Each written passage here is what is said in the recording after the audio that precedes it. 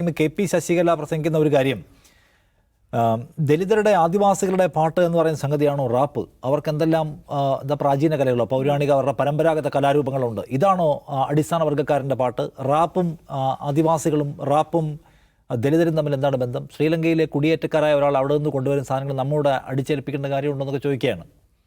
അപ്പോൾ അതിൽ തന്നെയുണ്ട്. ഇപ്പോൾ നേരത്തെ അജിംസ് പറഞ്ഞല്ലോ, അതായത് ഞങ്ങൾ ബേസിക്കായിട്ടുള്ള ഇവരുടെ പ്രശ്നം ആ പാട്ടാണ്. ഞാൻ പാണനല്ല, പറയനല്ല, പുലയനല്ല, നീ തമ്പുരാനുമല്ല. അത് തീരെ പിടിച്ചിട്ടില്ല. കാരണം ഞാൻ തമ്പുരാക്കളാണ്, നിങ്ങൾ അടിസ്ഥാന വർഗ്ഗക്കാരാണെന്നുള്ള ബോധ്യത്തെ മുൻനിർത്തിക്കൊണ്ട് പോകുന്ന ഒരു സിസ്റ്റത്തിനകത്ത് ഒരാൾ പെട്ടെന്ന് ഇറങ്ങി വന്നിട്ട് നീ തമ്പുരാനല്ല എന്ന് പറയുകയും അതിന് ഭയങ്കരമായ ആൾക്കൂട്ടം വന്ന് കൈയടിക്കുകയും ചെയ്യുന്നു. എന്ന് വെച്ചാൽ അത്രയും പുതിയ ചെറുപ്പക്കാർ വരികയാണ്. അപ്പോൾ ഞങ്ങളുടെ തമ്പുരാൻഷിപ്പ് ക്വസ്റ്റ്യൻ ചെയ്യപ്പെടുന്നതാണ് ഒന്നാമത്തെ പ്രശ്നം. അങ്ങനെ ഇരിക്കുമ്പോൾ ഒരുത്തനോട് പറയാണ് മറ്റേത് പാടിയാൽ മതി, നിങ്ങളുടെ മറ്റേ ആദിവാസി ഗോത്രകലയോ ദലിതരുടെ പാട്ടോ അല്ലെങ്കിൽ നിങ്ങൾ കൊയ്ത്തുപാടത്ത് പോകുമ്പോൾ ഉള്ള നിങ്ങൾ ക്ഷീണിക്കുമ്പോൾ പാടുന്ന പാട്ടോ പാടിയാൽ മതി എന്ന് വെച്ചാൽ ദലിതനും ആദിവാസിയും IAS കോച്ചിങ്ങിനൊന്നും പോകാൻ പാടില്ല. അത് അവരുടെ പരിപാടിയല്ല. അവരുടെ പണി കൊയ്ത്തോ അല്ലെങ്കിൽ തമ്പ്രാനെ അടിമപ്പണി ചെയ്യലോ ആണ്. നാളെ അതും പറയും IAS കോച്ചിങ്ങിന് പോകാനാണോ ദലിതൻ്റെ പണി? അല്ലെങ്കിൽ ഈ പറഞ്ഞ ഡോക്ടറാവാൻ പഠിക്കലാണോ ആദിവാസിയുടെ പണി? ആദിവാസിയുടെ പണി എന്താണോ വനത്തിൽ പോയി തേനെടുക്കുക, വിതരണം ചെയ്യുക. ദലിതൻ്റെ പണി ആ തമ്പ്രാൻ്റെ പാടത്ത് കൊയ്യുക. അതിനപ്പുറത്തേക്കുള്ള സ്വപ്നങ്ങൾ കാണാൻ പാടില്ല എന്നതിൻ്റെ വേറൊരു വേർഷനാണ് കെ പി ശശികല ദലിതനായ അല്ലെങ്കിൽ അത് അടിസ്ഥാന വർഗ്ഗക്കാരനായ വേടനോട് പറയുന്നത്. നീ നിൻ്റെ കുലത്തിൻ്റെ പാട്ട് പാടിയാൽ മതി, നീ നിൻ്റെ അടുക്കള മുറ്റത്തിരുന്ന് ചെയ്താൽ മതി, അതിനപ്പുറത്തേക്കുള്ള സംഭവമായിട്ട് പുറത്തേക്ക് വരണ്ട.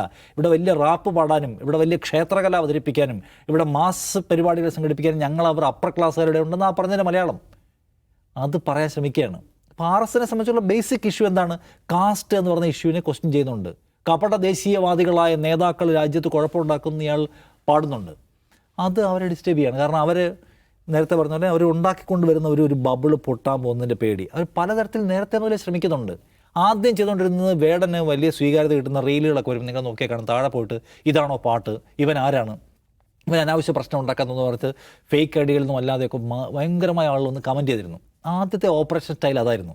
നമുക്ക് സോഷ്യൽ മീഡിയയിൽ ഇവനെ കമൻറ്റ് ചെയ്ത് പൊളിക്കാം. അത് നടന്നില്ല. അയാളുടെ സ്വീകാര്യത കൂടിക്കൊണ്ടേയിരുന്നു. രണ്ടാമത്തെ ഓപ്പറേഷനായിരുന്നു ഇയാൾക്കെതിരെ പരാതികൾ വിവിധ വകുപ്പുകളിലേക്ക് അയക്കുക. നമുക്ക് കഴിഞ്ഞ ദിവസം ഞാൻ പറഞ്ഞു പത്രത്തിൽ വന്ന വാർത്ത, അതായത് ഇയാളെ എക്സൈസ് സംഘം കഞ്ചാവിൽ പിടിച്ചല്ലോ. അപ്പോൾ തന്നെ എക്സൈസിൻ്റെ ഇൻഫർമേഷനൊന്നും ഇല്ലാതെ ആര് വരികയാണ്? വനം വകുപ്പ് പാഞ്ഞു വരികയാണ്. കഴുത്തിൽ പുലിപ്പല്ല് കിടപ്പുണ്ട് പിടിക്കാമെന്ന് പറഞ്ഞ്. അവർക്ക് എവിടെ നിന്നാണ് ഈ വിവരങ്ങൾ കിട്ടിയത്? അപ്പം നിരന്തരമായി പരാതി അയച്ചും സർക്കാർ വകുപ്പിനകത്ത് പ്രവർത്തിക്കുന്ന ഞങ്ങളുടെ ആളുകൾ, അവരുടെ ആളുകളാണ് കൂടുതലും, അങ്ങനെ ആളുകളെ വെച്ചുകൊണ്ട് വേടനെ പൂട്ടാനുള്ള പണിയാണ് അടുത്ത് നടന്നത്. അതോടുകൂടി തീർന്നു കിട്ടി. കഞ്ചാവോളി എന്നാണ് ഇന്നലെ വിളിക്കുന്നത് കെ പി ശശികല പ്രസംഗിക്കുമ്പോൾ. അതോടെ ഇവനെ ഒരു കഞ്ചാവോളി എന്നൊക്കെ ഉള്ള പേരൊക്കെ ഇട്ട് വിളിച്ച് തീർത്തങ്ങോട്ട് നശിപ്പിക്കാം എന്ന് വിചാരിച്ചത്. പക്ഷേ നേരെ തിരിച്ചത് കൗണ്ടർ പ്രൊഡക്റ്റീവായി. അയാളുടെ ഇൻസ്റ്റാഗ്രാം ഫോളോവേഴ്സിന് എടുത്ത് നോക്കിയാൽ മതി, കുതിച്ച് കയറുകയാണ് ചെയ്യുന്നത്.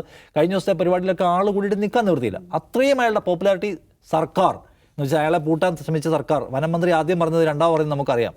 കാരണം വനമന്ത്രിയുടെ കൂടെ ആരുമില്ലെന്നും ആളുകൾ മുഴുവൻ വേടൻ്റെ കൂടെയാണെന്നും വനമന്ത്രിക്കും വനമന്ത്രിയുടെ അപ്പുറത്തേക്കുന്ന ആൾക്കാർക്ക് മനസ്സിലായി. ഗോവിന്ദമാഷ പറയുന്നത് റാപ്പ് എന്ന് പറഞ്ഞാൽ എന്താണ്? ഇതാണ് ഞാൻ നേരത്തെ പറഞ്ഞ കാര്യമുണ്ടല്ലോ, റിതം ആൻഡ് പോയട്രി. അതിനെക്കുറിച്ച് ഗോവിന്ദമാഷ സൈദ്ധാന്തികമായി പറയുന്നുണ്ട്. അതിനെക്കുറിച്ച് RSന് എന്തറിയാൻ നോക്കിയാൽ ഞാനത് ആസ്വദിക്കുന്ന ആളാണെന്നൊക്കെ പറയുന്നു ഗോവിന്ദമാഷ്. അത്രയും ആളുകളെ കൊണ്ട് ചിന്തിപ്പിക്കാനും പറയാനും പ്രേരിപ്പിക്കുന്ന ഒരു വലിയ ആൾക്കൂട്ടമായിട്ട് മാറി.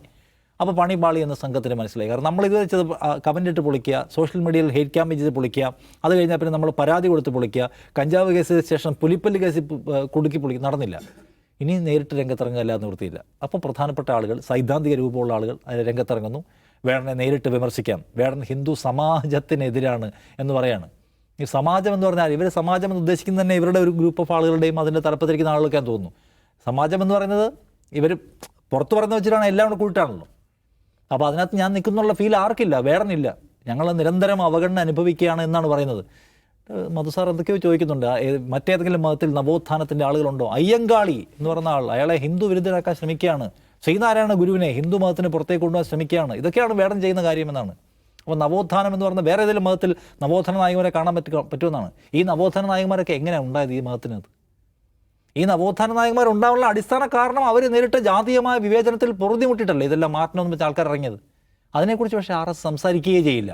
ഇങ്ങനെ വിവേചനം ഉണ്ടായിരുന്നു, ആ വിവേചനം ഉണ്ടായതുകൊണ്ടാണ് അയ്യങ്കാളിക്ക് വില്ലുവണ്ടി എടുത്ത് ഓടിക്കേണ്ടി വന്നത്, പഞ്ചമിയം കൊണ്ട് വരേണ്ടി വന്നത് എന്ന കാര്യം NR മധുസാർ സമ്മതിക്കില്ല. മധുസാർ പക്ഷേ അയ്യങ്കാളി ഞങ്ങളുടെ ഒരാളാണ്, ഹിന്ദു മതവിശ്വാസത്തിൻ്റെ നവോത്ഥാന നായകനാണെന്ന് പറയാൻ ശ്രമിക്കുകയാണ്. കേരളത്തിൽ നിന്നല്ലേ, നമ്മളിവിടെ കുറച്ചെങ്കിൽ അറ്റ്ലീസ്റ്റ് ആൾക്കാർ പത്രവും ചരിത്രമൊക്കെ വായിക്കുന്നവരല്ലേ.